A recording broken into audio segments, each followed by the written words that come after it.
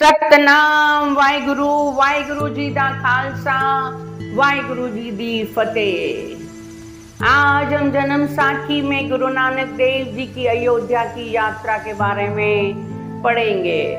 जब गुरु नानक देव जी अयोध्या पहुंचे उस समय दिवाली की तैयारियां चल रही थी। नगर में बहुत धूमधाम थी। सब लोग मंदिरों में इकट्ठे होकर पूजा अर्चना में लगे थे।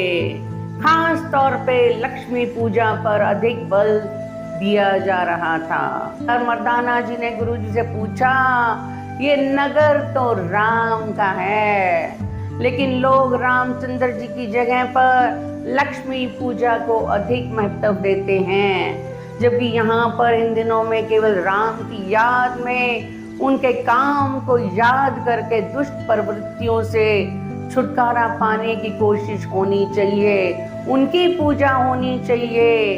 परंतु इसके बिल्कुल उल्टा लोग जुआ खेल रहे हैं, शराब पी रहे हैं और खुद ही राक्षस बुद्धि के काम में लगे हुए हैं। इस प्रश्न के उत्तर में गुरुजी ने कहा, भाई राम जी के जीवन से लोगों ने सीखा कब है?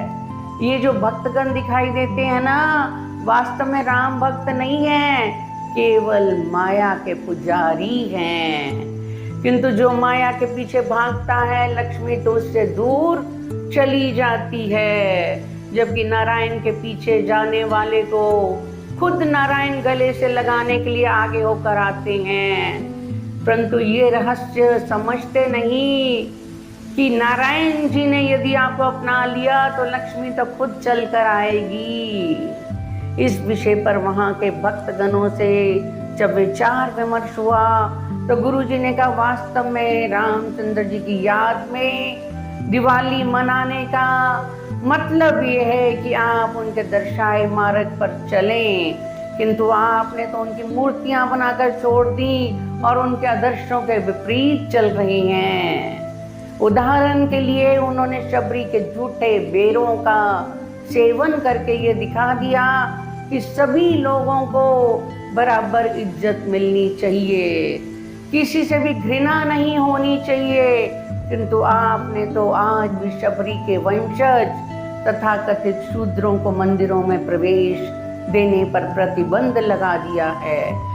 ये कैसी राम पूजा है? वास्तव में ये सब मनमाने काम हैं, उनकी पूजा नहीं है।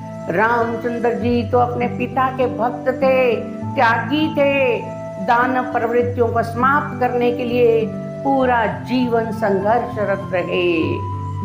उन पर विजय पाकर उन्होंने देव प्रवृत्तियों को प्रोत्साहित किया था। ये व्यंग्यात्मक उपदेश सुनकर सभी के सिर झुक गए। गुरु जी से प्रार्थना करने लगे कि आप बताएं हमारा कल्याण कैसे होगा। उस समय गुरु जी ने ये शब्दोच्चारण किए, चेरी की सेवा करे ठाकुर नहीं दिसे, ओखर नीर विरोलिए माखन नहीं रीसे। राग गौड़ी पृष्ठ संख्या 229। श्री रामचंद्र जी को परमात्मा ने इसलिए भेजा था कि लोग उनके जीवन से कुछ शिक्षा लें, किंतु लोग उनके जीवन से शिक्षा नहीं लेकर उन्हीं की मूर्ति बनाकर पूजा करते हैं और परमात्मा को भूल जाते हैं। इस तरीके से गुरु नानक देव जी प्रयाग इलाहाबाद से जाकर बनारस पहुंचे। उन दिनों शिवरात्रि का मेला था। वहां पर लोगों में यह धारणा फैला रखी थी कि शिवरात्रि पर यदि कोई दानी अपना सब कुछ दान करके माया के बंधनों से छूटकर तृष्णा पर विजय पाकर शिव मंदिर में रखे आरे से अपने शरीर के 2 भाग करवा ले तो वह मोक्ष को प्राप्त हो जाता है। इस अंधविश्वास के जाल में एक स्थानीय जागीरदार हरिनाथ वह लाभ फुसला लिया गया। वास्तव में वह महानुभाव वैराग्य को प्राप्त हो चुके थे, संसार छोड़कर परम पद को प्राप्त करने की इच्छा रखते थे। जब इन्होंने अपने लड़के को अपना उत्तराधिकारी नियुक्त करके विशाल धनराशि दान दक्षिणा में पंडों को दे दी। तब पंडों ने अपनी बनाई चाल के अनुसार उनके मन में यह धारणा पक्की कर दी कि आरे से कटकर मरने से परम पद तुरंत मिल जाता है। इस अभिलाषा की पूर्ति के लिए सबसे आसान एकमात्र उपाय यही है कि शिवरात्रि के दिन कार्यक्रम निश्चित किया जाए। बनारस पहुंचने पर गुरुजी को जब ये पता चला तो वे इस जघन्य हत्याकांड को रोकने के लिए समय रहते वहां पहुंच गए। देखते क्या है कि राजा हरिनाथ आरे के नीचे बैठे हैं। पंडों ने तभी एक बार धीरे से आरा सिर पर चलाया, जिससे खून के फुहारे चल पड़े। किंतु पंडों ने पहले से ही सोचा हुआ था, दूसरी बार आरा नहीं चलाया। हल्ला गुल्ला मचा दिया कि पापी आ गया, पापी आ गया। जिस कारण ये आरा देवताओं ने थाम लिया है, अब आगे चलता नहीं। अब तभी चलेगा जब राजा का पुत्र पुण्य देवताओं के अनुसार दान करेगा। ये सुनकर राजा हरिनाथ का उत्तराधिकारी कहने लगा, पिताजी ने आप लोगों को करीब करीब सब कुछ दे दिया है, अब तो कुछ बचा ही नहीं, मैं आपको दे दूं। तब पंडे कहने लगे, तुम्हारे पास अभी भी पिता के पुरखों की जागीर है, वह हमें दे दो। लेकिन युवराज कहने लगा, ये कैसे संभव है। दूसरी तरफ दर्द से कराहते हुए राजा हरिनाथ ने पुत्र से कहा, मैं मझधार में हूँ, जल्दी से मुझे मोक्ष दिलवा दे। तभी पंडों ने युवराज को प्रेरित करते हुए कहा, आप झूठी माया का मोह मत करें, जल्दी से हमें वचन दें ताकि देवता लोग खुश हों और आरे को फिर से चलने का आदेश दे दें। तभी गुरुजी ने गरज कर ऊंची आवाज में कहा, ठहरो ठहरो, ये अत्याचार मत करो, आरा सिर से हटाओ। गुरुजी ने युवराज से कहा, नपुंसकों की तरह से देखते क्या हो, इसी क्षण अपने पिता को इन जालसाजों के चंगुल से बचाने का आदेश करो, अपने कर्मचारियों को, सिपाहियों को। तब क्या था, युवराज का माथा ठनका, वह तुरंत सारी स्थिति भांप गया। उसी क्षण पंडों को पकड़कर बंदी बनाने का आदेश दिया। राजा हरिनाथ को उपचार किया गया। घाव अति गहरा नहीं था, इसलिए राजा का जीवन सुरक्षित कर लिया गया।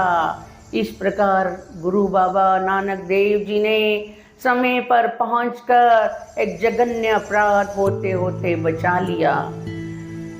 सारे जन समूह को गुरुजी ने कहा, हम लोग अंधविश्वास में मूर्खों जैसे काम कर रहे हैं। सभी को एक बात गांठ बांध लेनी चाहिए कि बिना हरि भजन के किसी को भी छुटकारा नहीं मिल सकता, भले ही वह लाखों करोड़ों का दान पुण्य करे या किसी भी विधि विधान के अनुसार शरीर त्यागने की चेष्टा करे।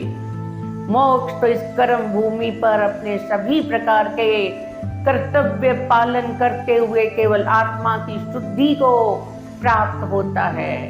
इसका मतलब ये है कि मन पर विजय पाने से ही वास्तविक मोक्ष है, अर्थात व्यक्ति के मन की तृष्णाओं पर अंकुश लगाकर जीवन व्यतीत करना चाहिए। इस घटना के बाद बनारस में गुरुजी को बहुत मान सम्मान मिला। गुरुजी के दर्शनों को बहुत से विद्वान आने लगे। आध्यात्मिक बात पर विचार करते हुए सभी ने अपने मन की शंकाएं व्यक्त की। मुख्य मुद्दा ये बना कि वेद तो पुण्य पाप की विचारधारा के सिद्धांत पर आधारित हैं कि हम पुण्य करते हैं या पाप करते हैं, जबकि आप इस प्रकार के विचारों को केवल एक व्यापार बताते हैं। वास्तव में प्रभु प्राप्ति का साधन क्या है? गुरुजी ने कहा कि हमें अपने कर्मों को अच्छे तरीके से करना चाहिए।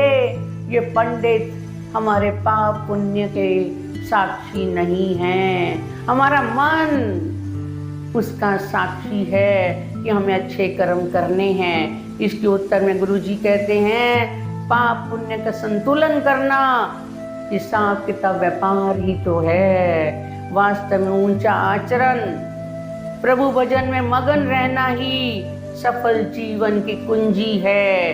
इस काम के लिए गुरु शब्द से प्रेरणा लेनी चाहिए तथा मन की चंचल प्रवृत्तियों का दमन करके साधु संगत का दामन थामना चाहिए और अच्छे कर्म करते रहना चाहिए। सतनाम वाहिगुरु जी दा खालसा वाहिगुरु जी दी फतेह।